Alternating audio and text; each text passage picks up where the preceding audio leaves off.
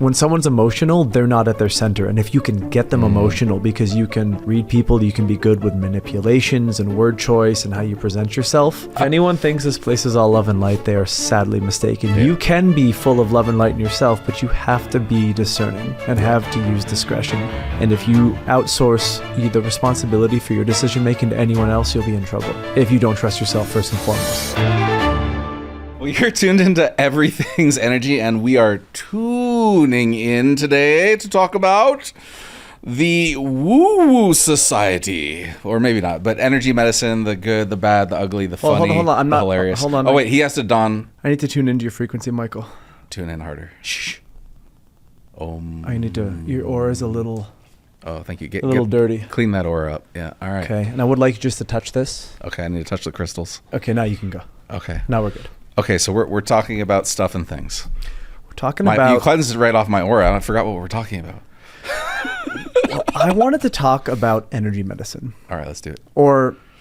Energy medicine. I don't like to use the word medicine, but there is this growing trend in our industry, in society as a whole, of a resurgence of things that used to be cast aside in any sort of healthcare, things that are non-physical modalities of energy and healing. People used to quackery.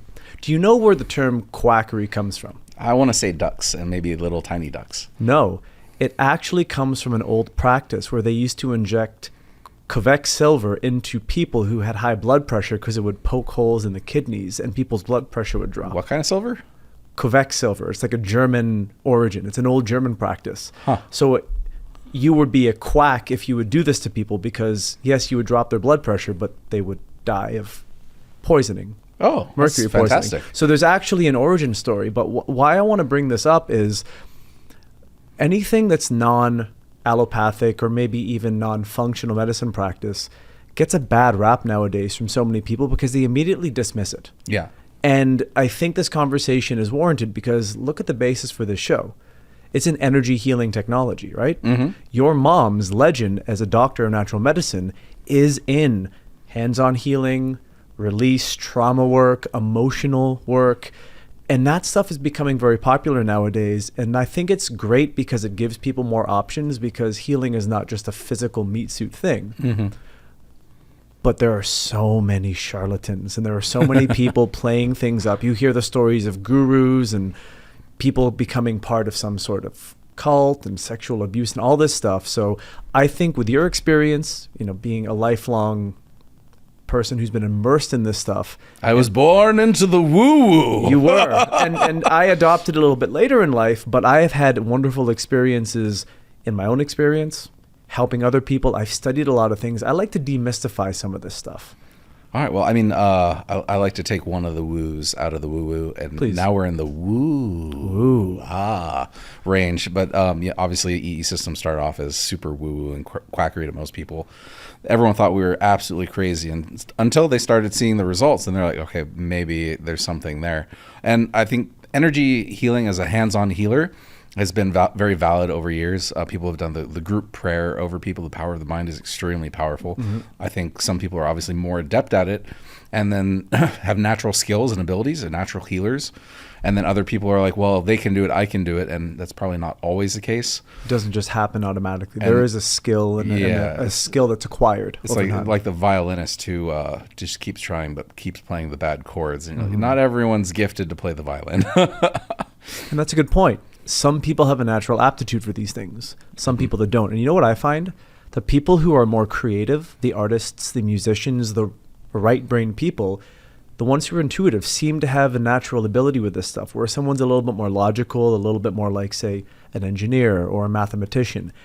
Probably not their natural wheelhouse. I know I'm generalizing, but I look at patterns of things. No, absolutely. I mean, you need a balanced right-left brain hemisphere. You can't just be living in the left to do the woo.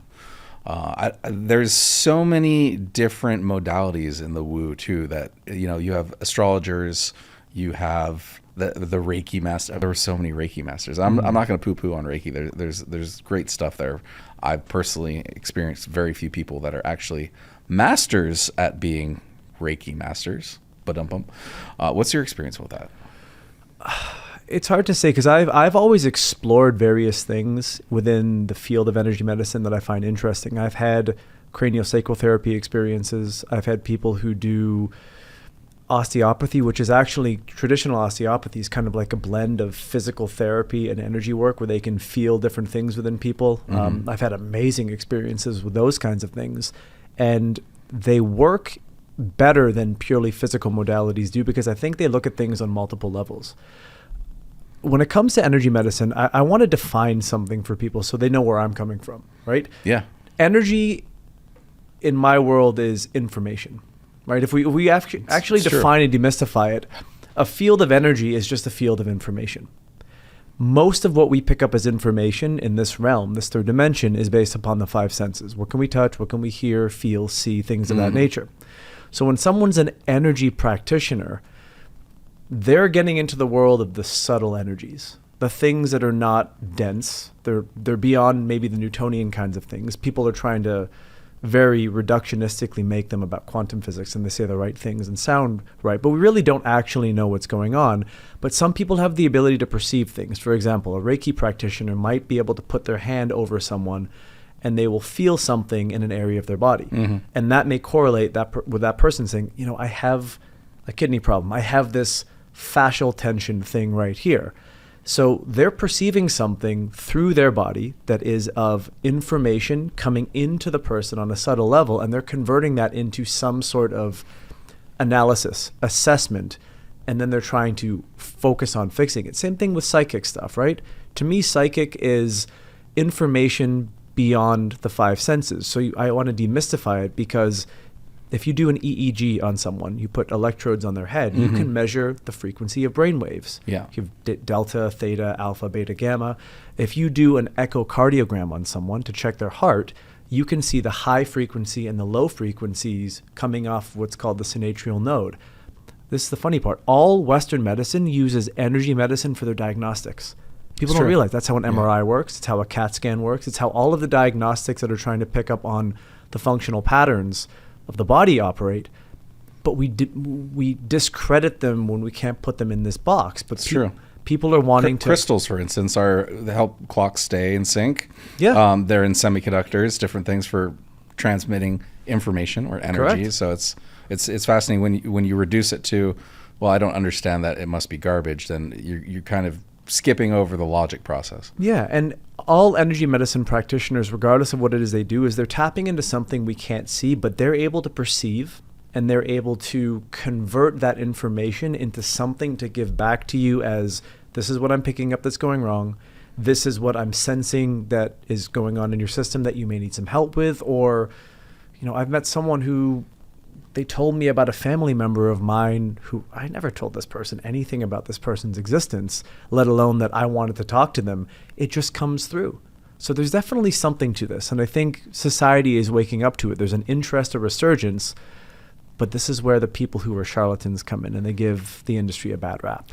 They really do. I mean, there's so many people, like I keep getting told you're in an industry of 95% snake oil and you're... Do you think it's that high? I think it really is. I'd like to believe it's not that high. I mean, that's the number. It's been told to me multiple. They literally always throw out 95%. Multiple people have been like, "You're in an industry that's 95% snake oil." I'm like, and obviously it tracked my mind. I'm just like, why does that number keep coming? Maybe it's 92%, or maybe it's 90%. I don't really know. There's no metric for that, but it's pretty high. You see these companies come and go all the time and make big claims and get shut down on. Obviously, we're probably the most copycatted for verbiage in our market because we're so good at explaining the industry, which is a very, very hard industry to explain. There's a great idea. I'm going to literally put you on the spot. I want to run down some devices because I know you had some experience analyzing things, right? So light therapy, useful, useless in your opinion? Well, I mean, there's lots of, you mean like red light or just light in general? Anything within the color spectrum, infrared saunas, ultraviolet stuff. Like, do you see some utility in them, or do you think that they're saunas, I mean, bogus? obviously changing the spectrum of the heat and the light being utilized in these is there is a modulation that occurs. Do I know if it's beneficial from a scientific standpoint? it's hard to quantify that. But I do know that I love sweating because then shit's getting out of my bloodstream. That's great. Like in an infrared sauna, your body absorbs the infrared light, increases core temperature, enhances blood flow and also lymphatic flow, and it starts to get things out, and you can detoxify a little bit that way. So I would put that in the category of contextually useful. You might not want to go in sauna every day because you may have excessive mineral loss, or if you're someone who's dealing with a cardiovascular issue, you might not want to stress your body too much because it is a stress. Or do it on a micro dosing scale, so not your 30 minutes. That's such a good point. Okay, so saunas are in the category of useful. What about all these light panels? People are doing red light therapy. I mean, I have these very unique light bulbs that I've used with people. You can use 405 nanometer purple light to kill bacteria. You can use... Well, that's different because, I mean, there are strategic UV lights, different lights that are going to actually immobilize different things that might be contaminant. And that's very different than a wellness device. Obviously, those are extremely beneficial because you could UV out medical sterilize, or during COVID, you could have done that to your fruits and vegetables if you were hyper concerned about getting anything on your food. I have a laser that does it, and it's really good they use it in Southeast Asia for dental infections. Green and purple laser, when there's bacterial overgrowth in an infected tooth, can actually help. Basically, it inhibits the DNA of the bacteria from replicating. So there's specialized clinical uses, but everyone has a red light panel these days. Well, everyone has all these stuff. Let's dive into that. So there's different spectrums in red light, different bulbs. There's medical grade LEDs. There's a lot of different moving parts to red light therapy. Can you just use a red bulb for red light? To some degree, possibly, because it's the spectrum of red and you're trying to get some efficacy from that. From what I've heard from, and this isn't my specialty by any means, but from what I've heard from a lot of the pros is there are very specific ways of using red light and different specific spectrums. And you obviously want medical grade LED. Otherwise, you want it to pierce into the body as well. That's a great point. There's a lot of people that are selling these hats that have LEDs in them, and they're supposed to grow your hair. I've never heard of anyone that said I stopped being bald before I bought mine. I'm sure you. You make a good point though about the red lights and the LEDs. What most people don't realize is a photon that comes out of a light is different than what comes out of a laser. So coherent light is like a line of people marching one after the other. Like imagine a military march where there's a long line of people. There's a coherence and a momentum of how that light will go across a distance. Yeah. A red light panel, it's like people lined up laterally all moving forwards. There's no depth of penetration. So when the light comes out of those panels, it doesn't go very far. So you may be getting illuminated by the light, but it might not be coming close enough to you to actually penetrate the skin and absorb things. So if you're using a red light panel, from my understanding, like you said, you need a specific wavelength, but you almost need to be like nose to panel. It seems like the only really good ones are actually the tanning booth ones where you're literally like clenched in those it. beds. And you can't do a ton of it apparently, so it gets really hot in there. But I've never heard of any miracle stories from red light therapy. I think to make it simple and to demystify, light energy photons are little packets of information the body can absorb. Yep. And you can absorb that light energy, and they have places in the body where they might be able to... Oh, I almost knocked off my... Don't lose your pyramid. Don't do it. I can't lose tune. my frequency. Hold on, I was losing my train of thought. They're telling me this is what they want me to say about the red light. There's certain areas of your body that can absorb the light energy in the mitochondria of like skin cells, things of that nature. And when you increase the energy in a cell, you increase the health of the cell. Yeah. That's really what it does. It can help influence water dynamics in the body. It might do something for overall energy expenditure and the experience of feeling more energetic, not a stimulant like an energy drink. But there is a limited utility to them. It's not going to cure anything, but it's something that you have to do daily because the effects are cumulative. Yeah. Fair? Fair. PEMF pads. I know you've really gone deep on these things. Yeah, I thought about bringing PMF into the EE system ecosystem, and obviously we have our hypercharger. We're doing crystals. A lot of these mats are laid with loads of small pieces of crystal, which are magnificent.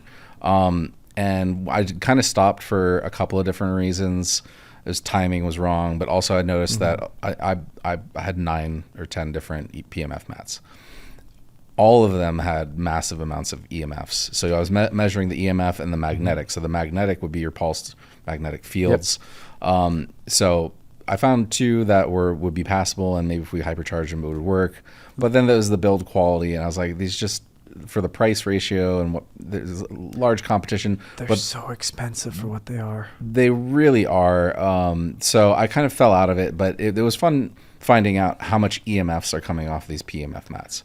And then I was like, I know there's ways to actually lower the EMF range, because actually we started building our own coil systems that have no EMF, but have a pulse of magnetic frequency. Which is what you want. You want that pulse magnetic. Yeah. And for people who can see this, if you have a flow of magnetism this way, you have a flow of electricity this way. So it's the emittance of both fields of information that could be beneficial or detrimental. In the case of a lot of PEMF pads, I think it's also the charging stations that are attached to the device. Yeah. It's like a Wi-Fi beacon of dirty electricity that comes off of them. It's you're getting a lot of EMFs off the 60 cycle that's just coming out of the outlet, or if you're 120, wherever you're 240. So would I use PEMF? I think it would be specific. I personally wouldn't use PEMF. I think they generate a lot of heat, which I thought would be a great marketing towards women who were on their cycle, because that heat would help them. You know, they lay on their stomach, and the pulses, between the pulses and that heat, be very comforting. But I think we can make better technology. Well, we can make it stronger, faster, less EMF. PEMF devices, most of them, the good ones, were actually designed and manufactured in the 80s, and they've just been updated visually. Like the technology came out of Russia and Germany. It is old stuff. I mean, the reason we know that we can keep an astronaut alive in space is because the Russians figured out that they had to put in a Schumann resonance in a space station so the deterioration of the body wouldn't accelerate, because when you're disconnected from the Earth's magnetic field, gravity, all that good stuff, the theory of gravity, we won't get into that theory. But most people don't know that PEMF isn't a thing. Like, there are different frequencies that come off a device, and those frequencies have the ability to resonate with different tissues. Like, if you want your red blood cells to be less sticky and flow better, that's a certain bandwidth of frequencies. If you want to chill out your nervous system, that's a certain bandwidth of frequencies. And my worry nowadays is because in the Western world, we just rush stuff out to manufacture. When I go to these conferences, I ask the people who are selling these items, well, what bandwidth of frequencies are you emitting? And they look at me like I have three heads, and they also go, shit, you had to ask me that question. No. Don't ask the good question. It's no different than to answer. It's no different than asking the farmer, what did you fertilize this plant with when you grew it? I want to know everything so I know what I'm exposing myself to, because we've been so reductionist that we go, oh, PEMF is good, therefore I'm just going to do PEMF. It's not one thing. But you have to do some research as a consumer. Another one, I'd be interested to know what you think of Rife frequencies. Sound frequencies to target different I'm familiar with Rife. maladies and ailments in the body. I've had a lot of Rife treatments over the years, and I've noticed very minimal effects. Almost nothing? Probably zero. Not even almost, like zero, no effect whatsoever. I think the concept of Rife was probably very awesome. The regurgitation of the spin-off of the technologies it's the bastardization of the original work. I'll give you an example. Yeah. I was bitten by a tick in California in like 2021. It was around COVID time, and I had to do a lecture in LA, and I was feeling terrible. So I went to this guy's clinic, and he puts me on the Rife thing. He's like, oh, I'm just going to scan you for all the, what's it called? The Lyme frequencies, Borrelia, Bartonella, Babesia. And he's like, you come up clear, you're fine. And it was just like, put you on the PEMF, put you in the hyperbaric oxygen, and then I went on my way. And I started feeling worse as time went on. And I had a buddy who did EAV testing. You know what that is? You take a device and you can go into the acupuncture meridians and you can measure the electrical current going through them. We can get into that one next. And when he tested me, he's like, bro, how are you functioning? I've never seen a Lyme patient case come back like this. So the Rife machine that this guy put all of his eggs in the basket of, in terms of my assessment, because you can't medically diagnose through a Rife machine, it was the exact epitome of what you just said. It was a bastardization of the original thing. It doesn't mean there's not place for sound, but if you're making all of your decisions based upon something like assessing and treating with a Rife, I think it's very reductionist. Yeah, I mean, there's a lot of Rife technologies out there.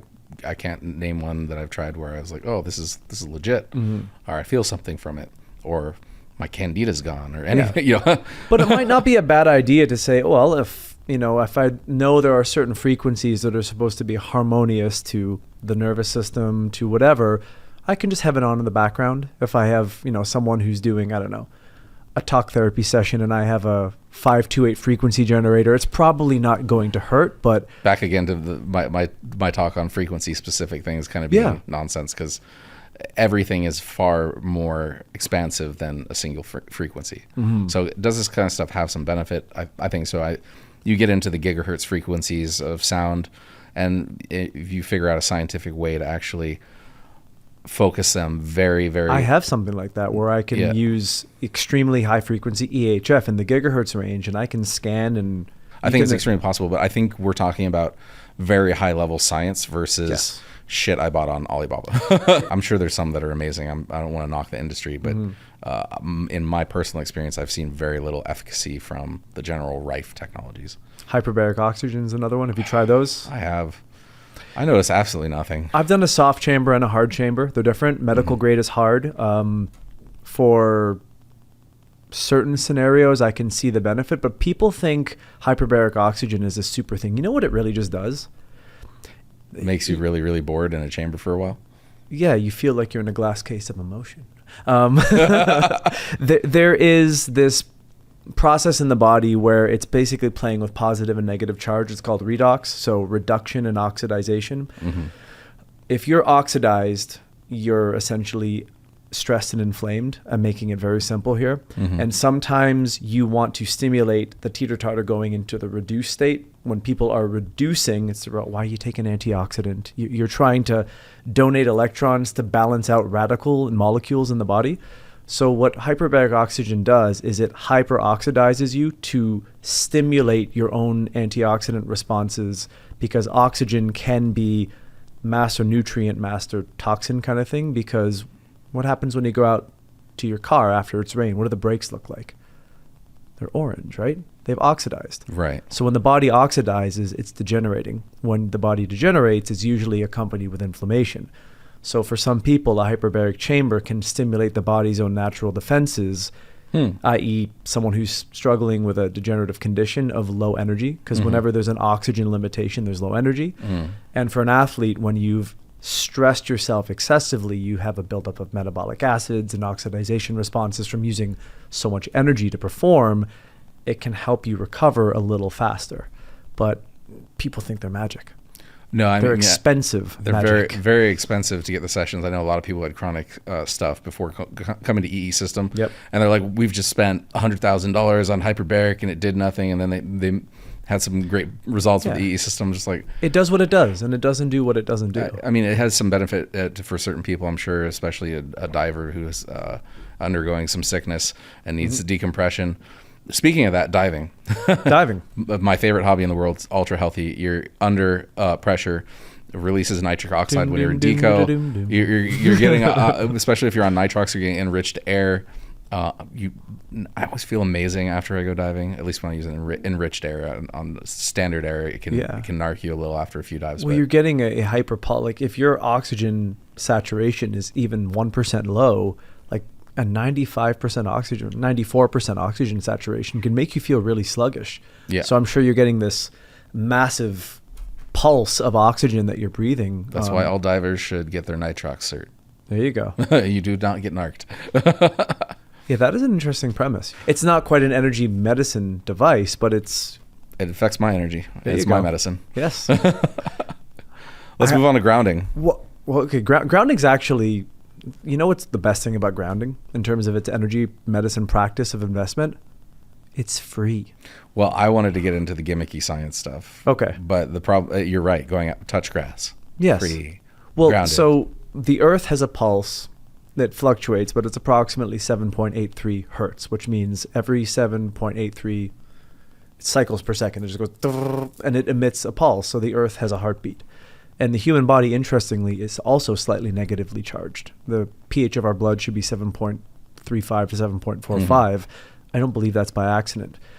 When we become positively charged, when we essentially accumulate a lot of dirty electricity and energy from interacting with our modern environments, our bodies don't work the same. There's energy fields in the bodies that it's almost like the physics tells the chemistry what to do. So all the biochemistry in the body is governed by the fields of information, i.e. the energy that is being emitted from the cells, the tissues, and the organs.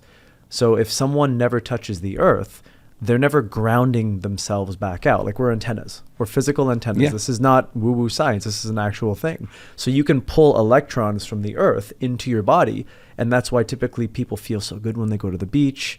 You're getting all the 4 elements. You're getting ions, yeah. You're getting everything, but your feet touching the ground. And a friend of mine he's a acupuncturist in England, he told me this. There's a meridian channel. We could talk about meridians afterwards in Chinese medicine. There's a meridian channel that influences the kidneys that can only be stimulated through the bottom of the foot. I don't remember the name of it. I'm not an acupuncturist or anything. But he said, acupuncturists in the chat, let us know. Please do. But he said that it's a way to help manage the flow of energy through that meridian, which helps you down-regulate the nervous system in the body. And what's interesting is every organ and tissue in the body has an on and off switch. There's a sympathetic stimulatory side. There's a parasympathetic anti-stimulatory side, if that's a word. Do you know the only organ in the body that doesn't have an off switch? It doesn't have a parasympathetic innervation? The brain? The adrenal glands. Oh. What do the adrenal glands make? Adrenaline, cortisol. So grounding is one of the ways to turn off the chronic sympathetic drive of cortisol production, because the body, not the mind, the body feels that connection to where it can... I ground every chance I get. When I'm here, I'm out in the grass area in your place doing some kind of exercise on that patch of grass, because after flying, being disconnected from the earth, it feels good to ground. So that's my thing, but you have some gimmicky science you want to touch on. Well, I mean, you've got people plugging into electrical outlets in office buildings or condos. Every electrical device is plugged into that. So there's going to be a resonant back frequency that comes through the ground in a building. Even if that plug is grounded. Yeah, because it's it's a circuit. Yeah. So unless you're hammering in a copper rod outside your house into the actual dirt. Doesn't do anything. I wouldn't say it doesn't do anything. I just don't think it's as advertised. Because I tried grounding sheets for a while. I kind of want to say that, like, does it get a woo or a woo woo? Like, it was more of a want want, because I almost feel like over time I just stopped using them, because I'm like, am I feeling like I'm tighter when I wake up? Because I was thinking that what they marketed as, you wake up, you don't feel pain in your joints. Not that I feel a lot of pain, but they say you wake up feeling very lax and relaxed. Other than the weird sound of your body moving over silver lined fabric, I don't know that I felt any different, but my plug was grounded. So they give you this tester to make sure it's grounded. What you're saying is you're still plugged into the circuit of the entire building, regardless if something's plugged into that outlet or not. The only way that you're going to get a good ground circuit for your body is a copper rod into dirt with a copper wire going to whatever you're grounding. So if you happen to have an office that is next to some dirt and you want to run a wire and a copper rod, that you could then put some sort of ferromagnetic material like copper, thin copper plating, or I don't know if those sheets are really the best thing. When this concept first came out, I was playing a lot of video games, so I'm like, I'm going to ground. I did this, and I put a copper rod, and my feet would sit on a copper rod. I actually did notice like it did help a little, and that's just the science in me going, oh well, this is simple. It's just a basic circuit. But if you're plugging into a building, we've got lights, we got TVs. I mean, you're plugging into everything that's your fridge is running. I mean. And to go deeper, if the energy coming into the home is not coherently converted from its input source, it actually creates a disharmony where they're out of phase with each other, and that emits a lot of dirty electricity, and that can really mess with some people. Yeah. So I think the concept of grounding is good, but I think the free way versus the capitalistic way is the way to go. It's amazing how few people, with a lot of the client work I do, one of the questions I ask someone is, how often do your feet touch the ground? And 80+% of people will say almost never. And I grew up in Canada, so you don't ground at all from November. The crazy ones do. It's so cold. You do cold plunging instead, which is not grounding. But from November until April, like, you're not touching the earth. So you bank it as much as you can. I want to shift gears because we talked about grounding and meridians and all that. Chinese medicine and Ayurvedic medicine have always fascinated me. And I've looked at Chinese medicine and the meridian system as kind of like it's a really nice connection point between the physical body and the non-physical things they call the subtle energies, because you have the organs that are fed by the meridians that basically convert the subtle energies and they condense it to physiologic energy. And then you have the extraordinary vessels, of which there are 8, that feed the organ meridians. So there's a very nice, elegantly designed system in Chinese medicine that basically shows that there is this connection between the universal energy of what we can't perceive in our bodies and how we interact with that. And I've always thought that because it's been 2,500 years of, refinement and evolution, if someone wanted to legitimize their experience of energy medicine, try acupuncture. Have you ever tried acupuncture before? Nah. You've never tried acupuncture. Nah. How have you been in this industry? Bro, needles. Are you just afraid? Oh. It's freaky looking. Is it because of the needles? Yeah. You know that you don't even feel them, right? They're literally... My mind knows they're existing. Transmute the energy, Michael. Let me Empty tune yourself. in. Let me tune it. Nope. Empty yourself. Hold on. Okay. You're over now. Okay. So what's interesting about acupuncture is they're putting these needles along specific meridian lines. And meridians connect to organs not only in their functional capacity, but also in their human-centric experiential capacity. What I mean by that is there are different emotions that correlate with different organs. Anger with the liver, fear with the kidneys, joy with the heart. And if there's a stagnation of the subtle energy, there's a stagnation of the physical energy in the organ that is a physical thing. So you might see the effects of liver dysfunction on a blood test, but maybe that person also shows a personality trait of excessive anger or resentment. Or they may have an inflammatory look to them, redness in their face, things of that nature. So to me, that's a really interesting way of saying, well, there's some aspects of... So I take it you've done acupuncture. That, and I've also been trained on German acupuncture, or German biological medicine. Don't tell me you've got a kit of needles somewhere. Well, I don't have to have a needle. I have a device that... Oh, okay. And this is where I'm bridging it together, because in the early 20th century, there was a doctor named Dr. Voll, and he looked at the Chinese system and he saw that it was essentially an electrical current map. Sure. And there's a book that was called The Ground Matrix that has actually identified that a meridian is a piece of connective tissue that comes to the surface that transmits electricity along the line, and they end at the terminal ends of the fingers and the toes. So you can use a device that puts a very, very small current into the meridian, and you can look at the rating, because the electroconductance of a meridian point is different from the skin around it. There's a higher amount of conductivity. Sure. So you can say, is the meridian inflamed? Is Sorry, are you referencing biofeedback device? It's kind of biofeedback, but this is called an electronic acupuncture. If there is an accumulation of toxic material, homotoxicology, you have to detox the body in the right order of operations for the given person, and you can test products against someone's meridian to see if it stabilizes. So if a meridian's agitated, you need to bring it down a little bit. If it's depressed and if it's underfunctioning, you need to boost it back up, because there should be a certain amount of electricity that's being conducted through the current. So this is another way of going, I'm going to treat the physical body by looking at how energy is flowing in the system. And there's a Chinese medicine philosophy of how all the organs connect. So I think this stuff is fantastic and it's fascinating, and I think there's a little bit of a resurgence, but finding someone who does this is very hard. Oh, do you do this? I dabble. Are you a master at it, like a Reiki master? Let's put it this way. I am as masterful at it as the average Reiki master is at Reiki nowadays. So just title master, not actual master. No, it is. We're going to get him on the show one time. Like a gentleman who's been mentoring me for the last 5 years. He's been doing it for over 40. Yeah, bring him. And he's going to come in. He knows your mom. He and your mom have known each other in the last... Everyone knows my mom.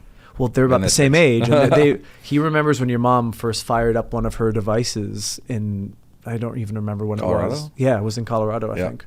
And he said there was this room they all walked into. So I think it'd be fun to have him and your mom on and exchange some stories. I went to the first system. Yeah, you and I can sit there and we'll just let them talk. And every so often we'll interject, okay, guys. But again, it's another thing that can be perceived as woo-woo, because you're putting a little thing to measure the electricity, but people start to have reactions. I literally have a story of a client of mine who went to see this person. And he lived in China for many years prior to moving back to North America. and he always had issues with throat stuff, cough, lungs.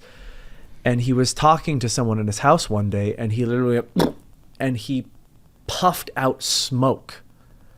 And the person on the other end froze because they were in mid-conversation, and he puffed out this little thing of smoke. Wow. And the thing he was detoxifying was lung accumulation of environmental compounds. So it's a fascinating study. That's a trip. Okay. Yeah, we'll get him on at some point. So we've done the gamut of energy technologies.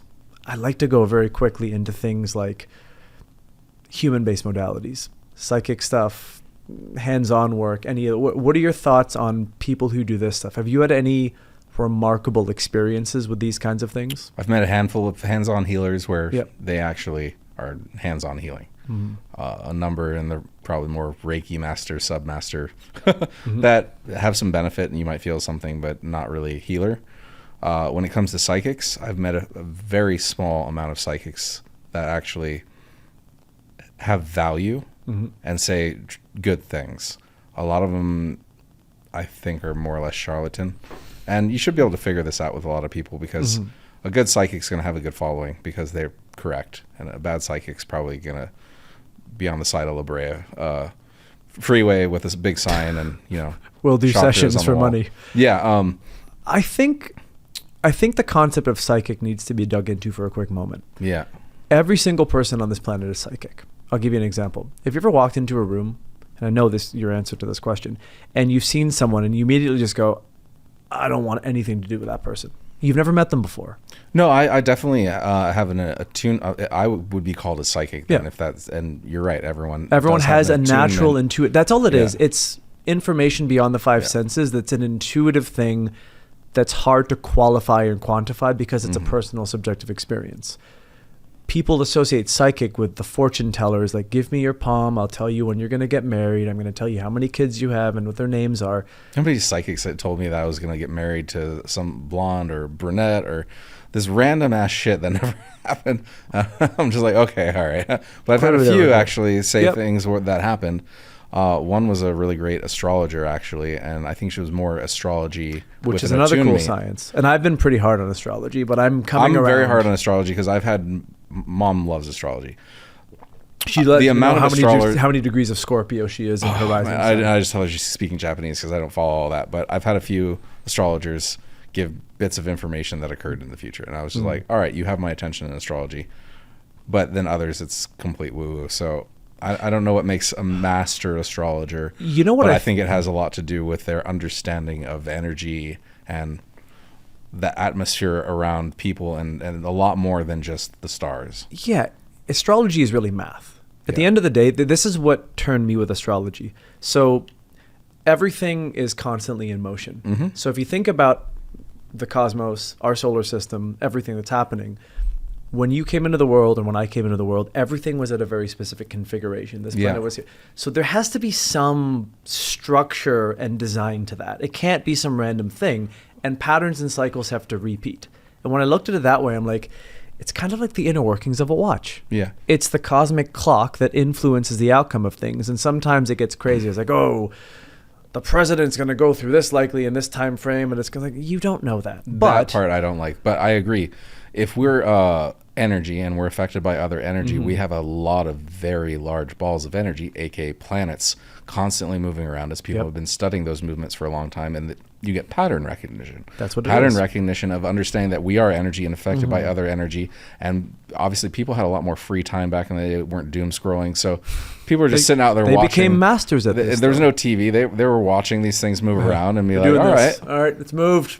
Yeah. No, I mean, literally, I mean, the study of the stars is probably one of the oldest arts on the planet as far as a science.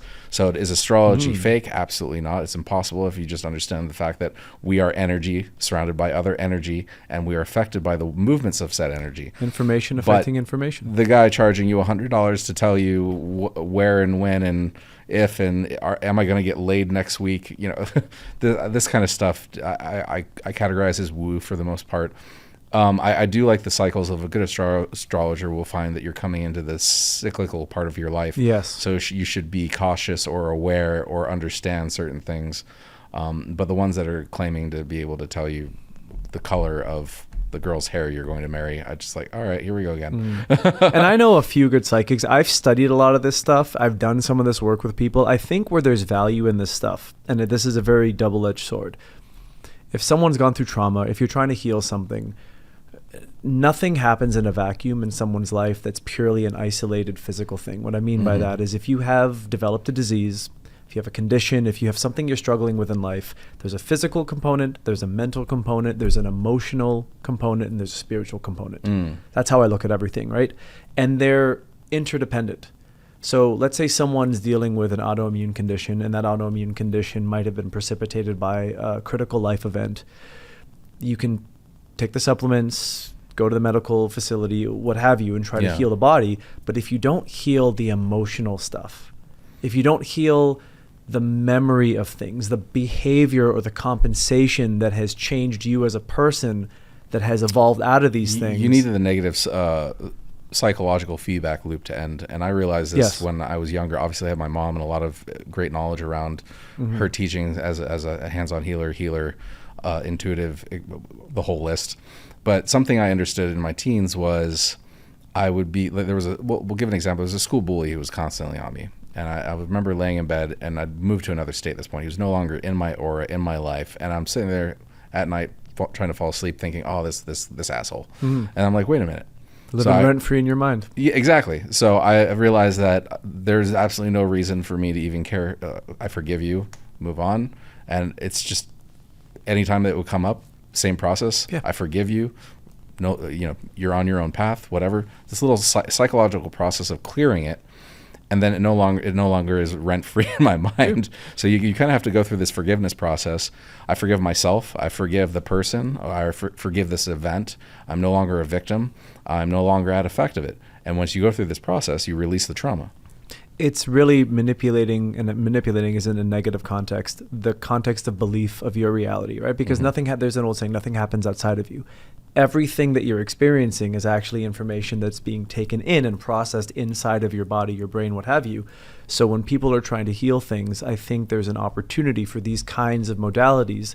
If the person has integrity, if they are authentic, if they are skillful, they can accelerate the process, because ultimately, if you continue to unlayer and heal things inside of yourself, you can find peace, joy, love, happiness in yourself, and you can spread that out into the world. But the other side of it is when people become obsessively controlling and neurotic and fearful to where they have to consult their psychic on every big decision in life. It's like, no. The goal is bodyguard. Hire a psychic bodyguard. It's like they're trying to, they're sending me bad thoughts right now. Look, psychic attack and all those things are real. If you can tune in, you can, this happens to me all the time. I think about someone, boom, they text me. It happens to me all the time, to the point where even my wife's like, really? Recently, there was, do you know the band called the Mavericks? Have you heard of them? No. Okay. There was this song that kept playing in my head, and I thought it was a different band. So I'm searching this song out, searching this band out. It doesn't exist. And this song just popped into my head, and I had not thought about it or heard it in 10 plus years. So I finally figure out it's this band, the Mavericks. It's the song Here Comes the Rain. So when I put it on, or I Googled it, that day the singer died. Weird coincidence, right? As I say that, look, I got the goosebumps. So I think that you can work on tapping into various aspects of information, but what I'm getting at with the negative side of it is, if you don't cultivate that within yourself and you always default it to someone else who you say, this is the authority, that's how the charlatanism is created. You give someone so much power and authority over all the decisions that you make in your life. If they're not a good person, they can start guiding you to do things that is purely beneficial to them. Thought. Reality. There are unfortunately some because our industry contains a lot of people who are at the end of their rope in life. What I mean by that is they're desperate. They're sick. Someone they know is sick. They are in high emotional stress, and they will do whatever they can to try to help themselves, help someone else. It's a prime breeding ground for the grifters and the parasites. It's true. People are desperate, and they're easy targets. When someone's emotional, they're not at their center. And if you can get them emotional because you can read people. You can be good with manipulations and word choice and how you present yourself. Truth and transparency, love and light. It's not. Buy my stuff. If anyone thinks this place is all love and light, they are sadly mistaken. Yeah. You can be full of love and light in yourself, but you have to be discerning and have to use discretion. And if you outsource the responsibility for your decision making to anyone else, you'll be in trouble if you don't trust yourself first and foremost. So that was hold on, let me just. Oh yeah, you gotta get the grifter off your aura. I just tapped into them. I didn't like them. The parasite energy. Oh no. But I think this was a really, was a really fun conversation examining things. And people in the comments, let us know your thoughts on the thoughts and the energy and the frequency and the truth and the transparency. And oh my God, I'm getting a message. Isn't it amazing how someone's voice automatically changes when they get into their like spiritual channeler mode? Oh God. Some of my favorite videos are when people channel and they like put on this voice and all of a sudden like everything about them changes. I'm channeling from the great beyond. You know, in all seriousness, this pyramid on my head makes me feel pretty relaxed and dialed in. Yeah, no, I mean, we probably Dr. look Fred a little Bell, crazy, but we're cool, man. We're cool. Your mom's... We're spiritual gangsters. Your mom's friend, who's no longer with us, designed these things. Yeah, and he was, double, triple PhD? And a triple Leo. Yeah. Smart dude. He's, this grandson of Alexander Graham Bell. I mean, this is the people who literally learned how to convey information through telephone lines across the world, so... Probably a little may have smart. had some good genetics there. Yeah, maybe. But I think, for you guys, if you want us to go into some more deeper details in the energy medicine conversation, like we really want to bring credibility to this industry and help share good messages. So if you have any ideas, suggestions, please do drop them in the comments. Yeah, and my message to the companies out there that are probably pissed off that we are talking ill of some things, get some research. Do research. We're probably the most research company in our wellness space, and that gets under thought and seen a lot of times. There's like 30 pages of white paper on our website. Well, and just I'll finish with this too, and this is something that probably should be said because you know how to read research. I've conducted some clinical research. People want a single variable in energy medicine to legitimize something's efficacy. Meaning they want to know the one thing it does, give me a number, give me a thing that tells me it's absolute. It doesn't work that way. If it's a field of information, i.e. an energy tool, it's going to have an effect on the body. It's going to collide with us as energy, and there's going to be A plus B equals C is the outcome. And different things are going to change. So you may see a change in heart rate variability. You may see a change in attention span. Energy medicine is going to do what it can do for the body, which is why PEMF and red light and all those things, they play the one note that they play. It's not bad. I hope it's not that sound. Yeah. When it goes up, it's encouraging. When it goes down, a major, what is it? A major third and a perfect fifth, they have very different feels. But people have to understand that these things are not simple. You're measuring an open system that is the human body, and the changes that you're seeing. Sea of variables. And the patterns have to be recognized. Yeah. If you're measuring HRV, if you see an increase in high frequency parasympathetic activity, that's an overall relaxation and conserving of resources and healing of the body. If you're seeing focus and attention, you're seeing the brain's brainwaves probably shifting from a stress state to a more coherent focused state. So energy medicine is still challenging for the average person because our diagnostics are not sensitive enough to get very simple measurements to the point where we can convey this stuff and there's no thought. So people have to be patient. They have to experiment with things and understand how it basically affects them and invest a little bit in learning how the human body works. That's the only reason that I was against energy medicine when I started in this field. I thought it was the biggest crock of shit ever. Then I got humbled. Then I started actually learning how things work and I realized, man, I don't know anything, but I know enough to be relevant in terms of what can I expect, what can I understand, and where can I use this tool? A lot of our biggest supporters actually entered our field, our space, and our technology trying to debunk us. And then they were like, holy shit, you guys have something. I think it's a perfect way to end this one. Perfect. All right, guys, like, comment, subscribe, do all those cool internet things. Let us know in the comments if you loved it, you hate it, you want to know more about woo-woo stuff. We'll see you next time.